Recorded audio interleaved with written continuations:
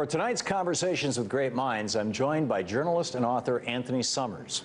Anthony Summers studied modern languages at Oxford University before embarking on a journalism career that landed him the position of BBC's youngest producer at the age of 24 and allowed him to travel the world to report on some of history's most memorable moments during the 1960s and 70s.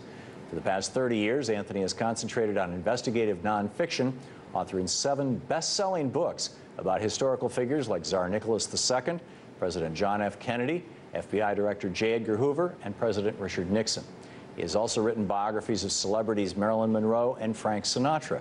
His latest book, The 11th Day, The Ultimate Account of 9/11, is an investigation of the terrorist attacks of 9/11, September 11th. It is the product of 5 years of comprehensive research and access for the first time to tens of thousands of previously withheld 9/11 Commission documents, and is being hailed as the first comprehensive, independent account of the events that changed America forever. I'm honored to welcome Anthony Summers from our studios in New York. Anthony, welcome. Thanks so much for being with us.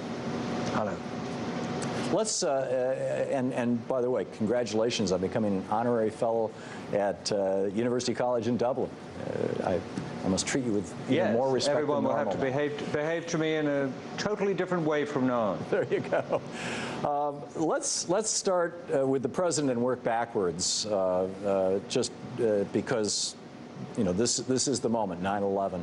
I mean, it's not this moment, but this is your newest book. And with regard to this, the 9/11 book, what did U.S. intelligence agencies know before 9/11, and why was the public never informed? Well, of course, if we knew entirely what they knew, then we'd be wiser people. But it is clear, although it was underplayed by the official investigations, it is clear that they knew more than we know they know.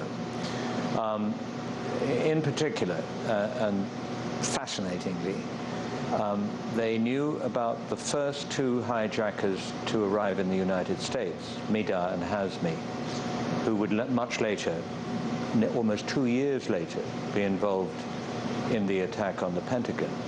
They knew about them before they even arrived in the United States.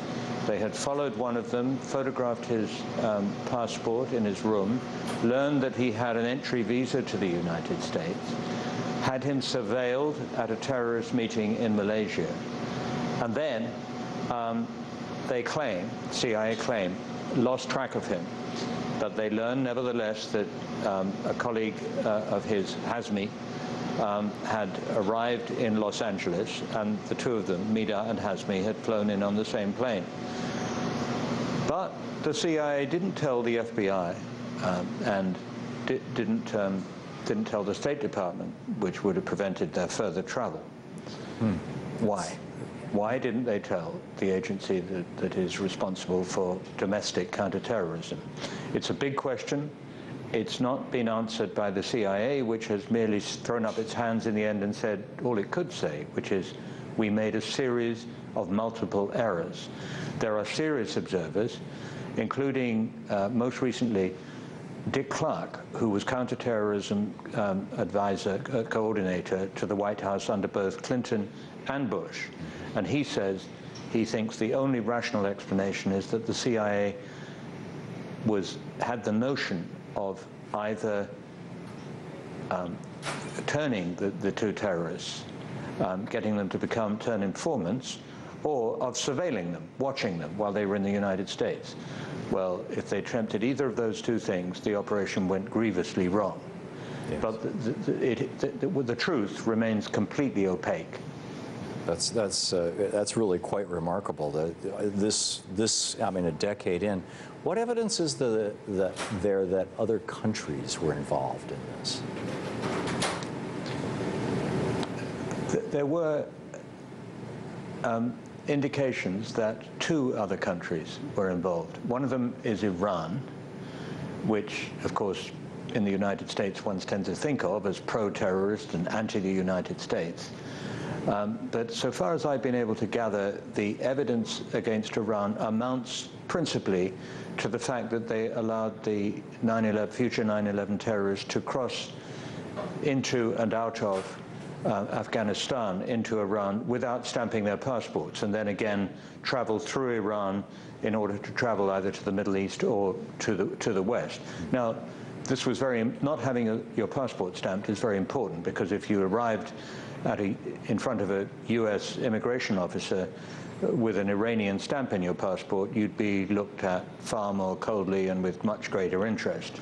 So it was important, but it doesn't mean that Iran necessarily had any foreknowledge of the 9/11 attacks. And there's another country, and in that case, the information is far more disquieting: Saudi Arabia. There are two levels at which one has to look at Saudi Arabia in this story. The Saudis, of course, allies going back to the end of the Second World War because of oil, were, if you like, schizoid on this. They were, on the one hand, they were and are hugely hostile to Israel, and also the home of the most zealous Islamic extremism outside Afghanistan on the planet. It's also a completely impenetrable society, a closed society. That country felt threatened by Osama bin Laden, who had become the black sheep of the Saudi elite, and was in Afghanistan and estranged from the royal family, in theory. But it seems that there were those who played a double game, and there were those who paid what, if we were discussing the mafia, organized crime in this interview, we would say that they were paying protection money. There are two named princes, Prince Sultan and Prince Naif, who have been reported in by responsible sources, not least in the Wall Street Journal, as having paid millions of dollars in official money to Al-Qaeda, or to Osama bin Laden, same thing, to ensure that the Saudis were not attacked by Al-Qaeda. The deal was, we'll pay you money if you don't attack us. Quite separately, within the United States and in California, there's evidence that Saudis with official connections at the Saudi consulate in Los Angeles, and a Saudi with connections to Saudi aviation, and who had a reputation as being a Saudi intelligence agent, helped those first two arrivals, the guys we were talking about just now, Midar and Hazmi, helped them in a supportive sense. They needed it because they couldn't speak English at all, and they were complete strangers to the West and Western ways. Helped them get set up in an apartment, were there for them, if you like. And just recently, in the last week or so, I pursued a lead that I had during the research on the book in Florida, which is where 3 of the 4 pilot hijackers learned to fly, and find that there's another connection with Saudis living near Sarasota. So the evidence of some sort of Saudi support for the hijackers involved in 9/11 is troubling. Yeah, troubling, to say the very least. You write in the book about John O'Neill and how he was working on the Saudi connection even before 9/11. Who was he? What happened with him, and how did that all work out? Well, it's both a heroic and a tragic story. John O'Neill was a swashbuckling senior FBI officer.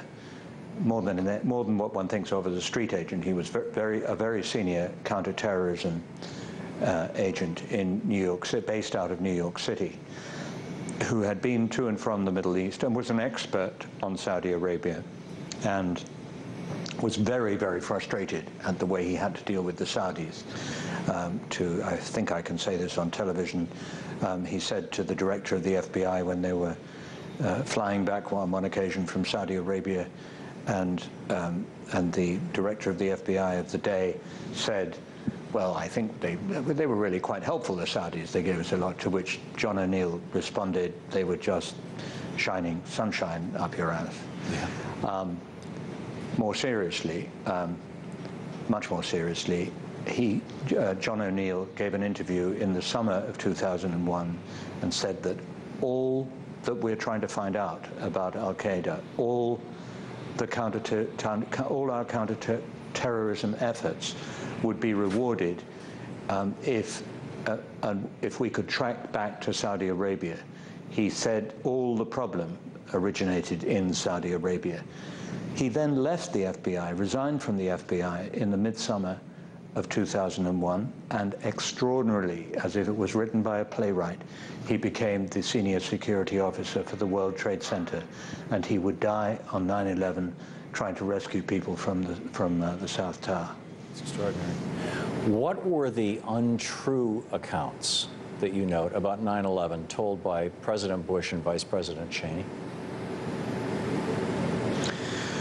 Well, untruths were told very soon after the 9/11 attacks in ways that persisted, because, you know, it's like any lie. Once you've told a lie, a falsehood, it becomes the fact. It becomes the fact, and it gets written down and becomes the fact.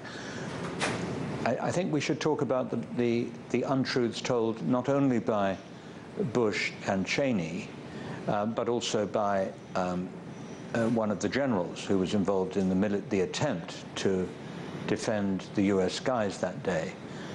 One former general, General Myers, said on oath very shortly after the attacks that if the last plane hijacked, that's United 93, had reached the Washington area, it would have been shot down. Absolutely not true. The audio and all the evidence, all the documentation, shows that the military had absolutely no idea that the plane had even been hijacked by the time that it crashed. I mean, there's absolutely no way that they would have stopped it. Why did he tell that fib? Well, I think, I mean, it's my speculation, but that the fib was told to make the military look better, to make it look as though everything was functioning properly that day. And I think that's the same cause of the fabrication, because I think it's a fabrication based on all the evidence, that Dick Cheney said that he had given the order to shoot down civilian aircraft if they had been hijacked and failed to obey instructions to land. He said that he consulted with President Bush as the commander-in-chief and said, do you think this is a good idea? And the president gave the authorization to shoot down hijacked airliners, which is a huge decision, but I think a perfectly sensible decision in the circumstances, except that all the evidence is that it didn't happen that way. What happened, so far as one can tell, I mean, 90% probability is probably higher than that, is that Cheney gave the order to shoot down hijacked airliners, and afterwards, President Bush authorized it. Now, I think there are many who would argue, and I'd be amongst them, that this was not an unreasonable decision to make, but they seem to have fibbed about it. Why? Again, because they wanted it to look as though the U.S. leadership was truly functioning that day. They thought that that's how they wanted to look, and it's what the American people would want. It just wasn't that way. More with Anthony Summers on our Conversations with Great Minds today, right after the break.